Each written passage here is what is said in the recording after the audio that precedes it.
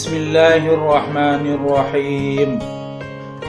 Assalamualaikum warahmatullahi wabarakatuh.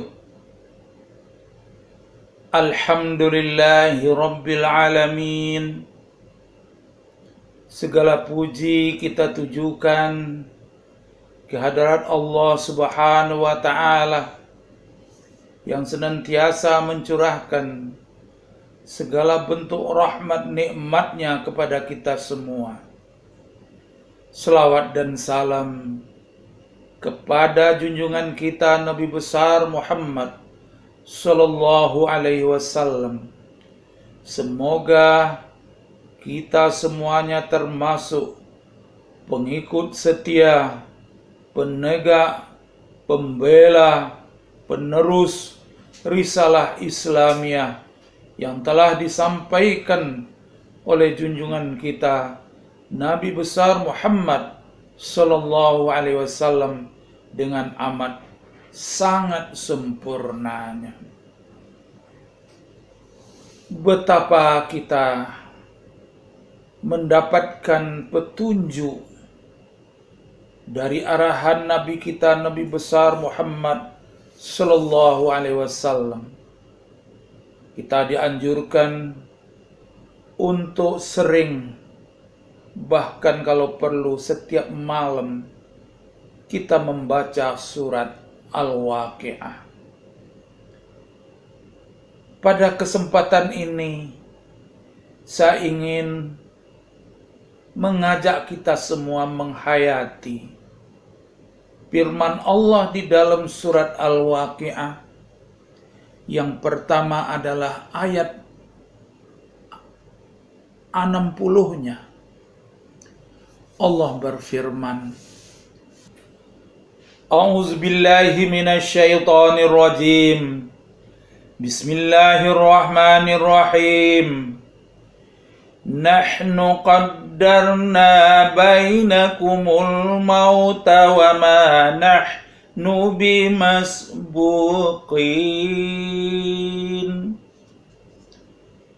Kami telah menentukan kematian di antara kamu, dan kami sekali-kali tidak dapat dikalahkan.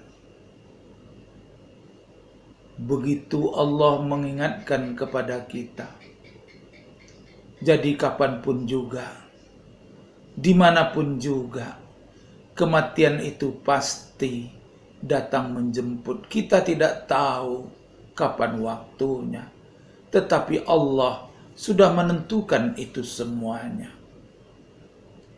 Bagaimana nanti cara akhir kehidupan seseorang? Siapa yang di dekatnya dan siapa yang memperhatikannya? Bagaimana pula cara dia pada akhir kehidupannya saat dia berpisah dengan alam semesta ini, dengan kehidupan dunia ini. Allah menjelaskan kepada kita bahwa kita tidak dapat melihat bagaimana kehadiran sang malaikat maut itu.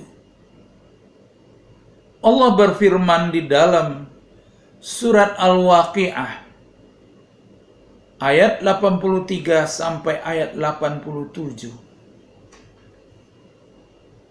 Falaula iza balagatil hulqum wa antum hina idzin tanzurun wa nahnu aqrabu ilaihi minkum walakin la tubsirun.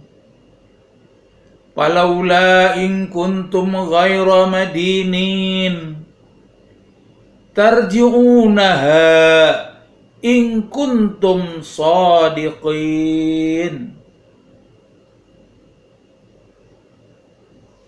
Allah telah menyampaikan firman-Nya ini. Ketika nyawa telah berada di tenggorokan kamu, wa antum hina izin tanzurun, Kalian yang hadir di situ dapat melihatnya. Wa nahnu aqrabu ilaihi minkum.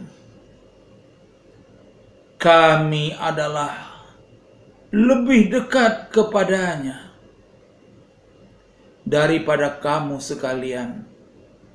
Walakin la tubsirun.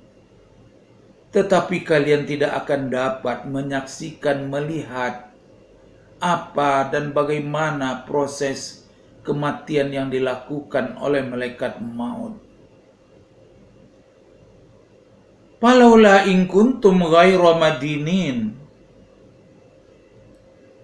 Maka mengapa jika kamu tidak dikuasai oleh Allah, tarji'unaha in kuntum shadiqin. Mengapa tidak kamu kembalikan nyawa itu ke tempat semula jika kamu benar dalam berpikir kalian sebagai manusia? Firman ayat ini adalah untuk mengingatkan kita semua tentang akan datangnya maut dalam kehidupan kita. Walaupun sanak pemilih menyaksikan, tetapi proses yang sesungguhnya dilihat oleh sanak pemilih, oleh keluarga, hanyalah jasadiah kita. Tetapi hakikat bagaimana Allah memerintahkan malaikat maut untuk mencabut, kita tidak dapat melihat hakikatnya, hanya melihat zahiriahnya saja. Ini adalah sebuah pengantar tentang kisah yang ingin saya sampaikan pada saudara-saudara semuanya, yaitu tentang wafatnya seorang sahabat dan sekaligus jamaah saya. Sesudah salat tarawih pada tahun 2015, saya menyempatkan untuk menjenguk teman yang sudah dalam keadaan kritis, dalam keadaan koma di sebuah rumah sakit. Di rumah sakit, saya bertemu dengan istri dan 4 orang anak sahabat saya itu. Setelah mengucapkan salam dan seterusnya, saya diantar ke ruangan ICU, tempat pasien dirawat. Sesampainya di ruangan, saya berdoa. Lalu saya meraba kaki, meraba tangan dari pasien yang merupakan sahabat saya itu. Semuanya sudah dingin.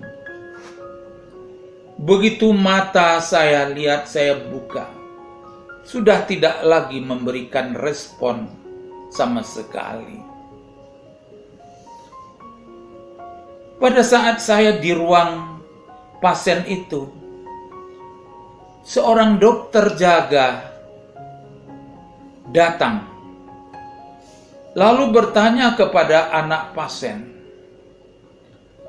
apakah keluarga, ya, itu pertanyaan dokter, apakah keluarga masih akan melanjutkan pemberian obat, ya, obat pemacu pernapasan buatan?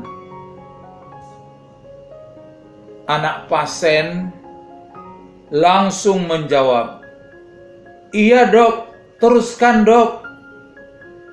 Begitu ucapan seorang anak pasien sahabat saya ini tadi. Lalu saya bertanya ke dokter, maaf dok, apa saya boleh bertanya tentang pasien ini? Ya boleh, silahkan, kata dokter. apakah batang otak pasien sudah mati, Dok? Dokter membuka catatan medisnya yang ada di meja, lalu dokter menyampaikan pada saya, hasil pemeriksaan kemarin itu menyimpulkan bahwa batang otaknya sudah mati.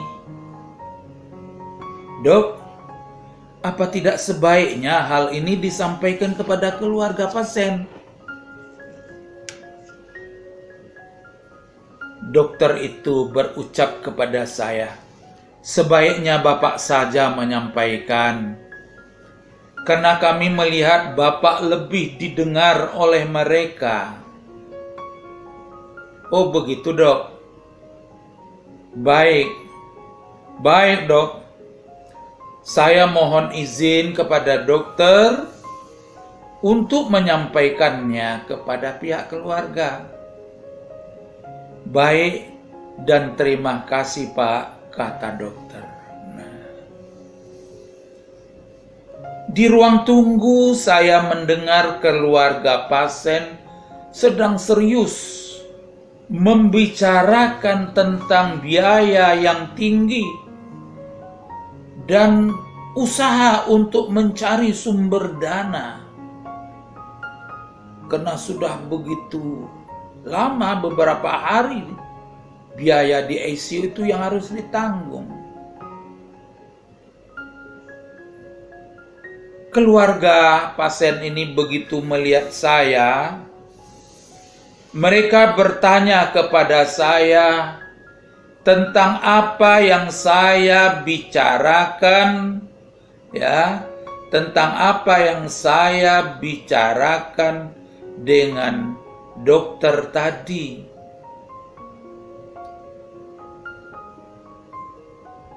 Lalu saya katakan, baiklah Ibu dan saudara-saudara, mari agak mendekat, ya. Saya minta maaf, saya tidak akan menyampaikan, ya, tidak akan mencampuri, ya, dalam hal menyampaikan ini semata-mata hanya menyampaikan, tidak akan mencampuri kebijakan yang akan diambil keluarga. Saya hanya menyampaikan hasil konsultasi saya, ya, hasil pembicaraan saya dengan dokter tadi. Dokter menyampaikan kepada saya bahwa suami, ibu, orang tua, saudara-saudara yang ada di ruangan itu, ya, dari kemarin batang otaknya sudah mati. Itu yang diberitahukan oleh dokter kepada saya. Sekarang terserah keluarga pasien, terserah ibu dan saudara-saudara, apakah tindakan medis masih tetap akan diteruskan atau dihentikan. Ibu dan saudara-saudara yang saya hormati, ya, sepengetahuan saya ada surat keputusan Pengurus Besar Ikatan Dokter Indonesia nomor 336, ya. Pada tanggalnya justru malah saya juga ingat, 15 Maret tahun 1988, disusul dengan surat keputusan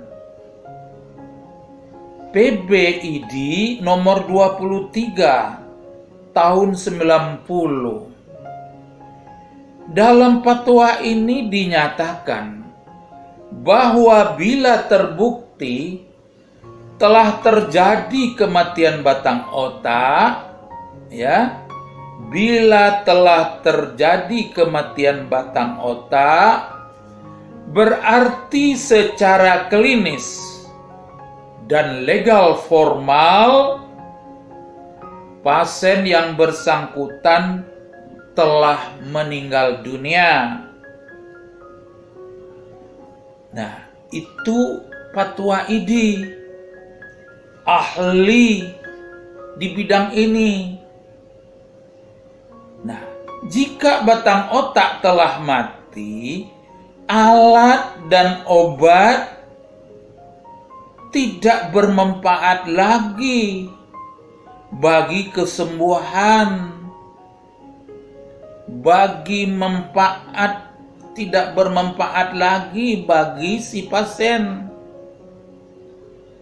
Nah, kembali kepada ibu dan saudara-saudara, dokter sedang menunggu bagaimana putusan dari ibu dan saudara-saudara dalam hal meneruskan atau menghentikan tindakan dokter dalam memberikan tanda petik obat pacu pernapasan itu tadi. Nah, ini adalah hal yang tentunya sangat berat untuk diambilkan putusan oleh keluarga. Nah, salah satu anak pasien bertanya kepada saya, apakah jika dihentikan tidak termasuk dalam kategori euthanasia? Saya balik bertanya, apakah saudara paham apa itu euthanasia? Tidak, Ustadz, cuman dengar-dengar saja. Kalau cuman dengar-dengar saja, mendingan kita ikut fatwa ID tadi, ya. Ini baik, saya beri contoh. Seseorang yang menderita kanker ganas dengan rasa sakit luar biasa hingga penderita sering pingsan. Karena keluarga merasa tidak ada lagi harapan sembuh, maka dia minta kepada dokter, kasihlah obat dengan takaran yang tinggi, overdosis, supaya dapat menghilangkan rasa sakit, sekaligus menghilangkan napasnya. Contoh berikutnya, ada pasien stroke, sudah tergeletak bertahun, tidak sembuh-sembuh. Lalu jika diberi obat secara overdosis, itu namanya euthanasia aktif. Ini bukan karangan saya, tapi ini adalah penjelasan yang diberikan oleh Profesor Dr. Yusuf Qaradawi. Dalam hal ini, Profesor Yusuf Qaradawi lebih lanjut menjelaskan, apabila penderita sakit diberi berbagai macam cara pengobatan, seperti minum obat, suntikan, menggunakan alat pernapasan buatan, dan lainnya sesuai dengan kemajuan penemuan ilmu kedokteran modern dalam waktu yang cukup lama.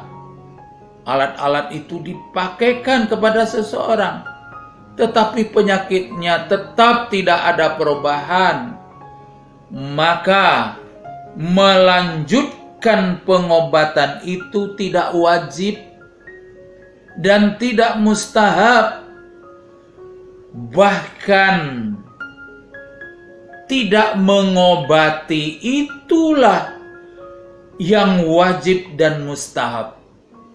Nah, ini penjelasan Profesor Dr. Yusuf Qaradawi. Tindakan tersebut dibenarkan oleh syarak, tidak terlarang. Alat-alat yang terpasang tidak bermakna lagi untuk kesembuhan. Apalagi sudah MBO, mati batang otak, ya. Membiarkan si sakit dalam kondisi seperti itu hanya akan menghabiskan dana yang terbuang dengan banyak, bahkan tidak terbatas, yang justru akan membuat berbagai persoalan di tengah keluarga. Nah, pihak keluarga harus bersikap. Tindakan pasif, yaitu tidak memberi asupan pemacu pernapasan, dibenarkan syarak. Bila keluarga penderita mengizinkannya, maka dokter diperbolehkan melakukannya. Jadi itulah sebabnya mengapa dokter menunggu kesepakatan keluarga. Kita harus menyadari, sia-sia mengobati mayat. Mayat kok diobati, sia-sia. Apalagi gurau para pakar, janganlah mencari makan di atas mayat. Artinya apa? Obat kan mahal, dijual. Ya mungkin menguntungkan pihak tertentu. Nah, para pakar mengatakan, sia-sia mengobati mayat, dan jangan pula ada yang mencari makan di atas mayat, karena batang otaknya itu tadi sudah mati. Nah, setelah mendengar penjelasan ini, barulah keluarga pasien sepakat untuk menghentikan pemberian obat pada ayah mereka yang sejatinya sudah mati batang otak dari kemarin.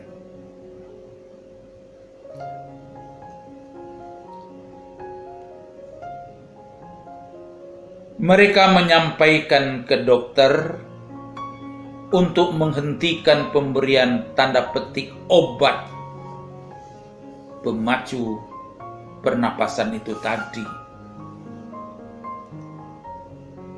Saya meninggalkan rumah sakit setelah mereka mengambil keputusan.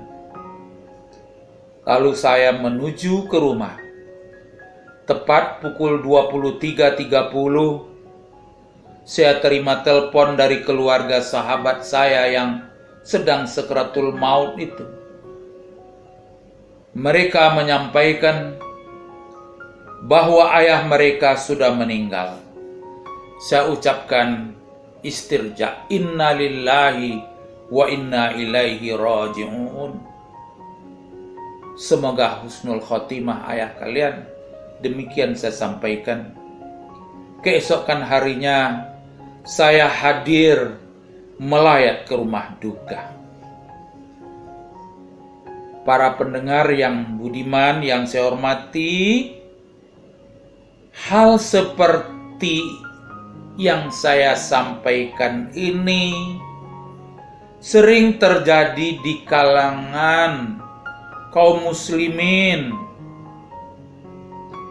sering terjadi di rumah sakit, padahal keluarganya sudah mati batang otak. Faktor-faktor yang melatar belakangi di antaranya kasih sayang, ya, kasih sayang dan merasa punya dana yang banyak, sehingga demi masih ada orang tuanya tampak dirawat dan diobati, mereka nggak peduli berapapun habis dana.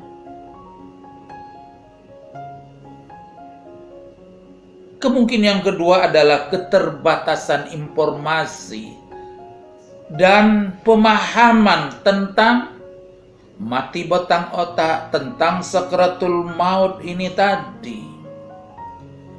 Nah, disinilah kita diingatkan oleh Allah.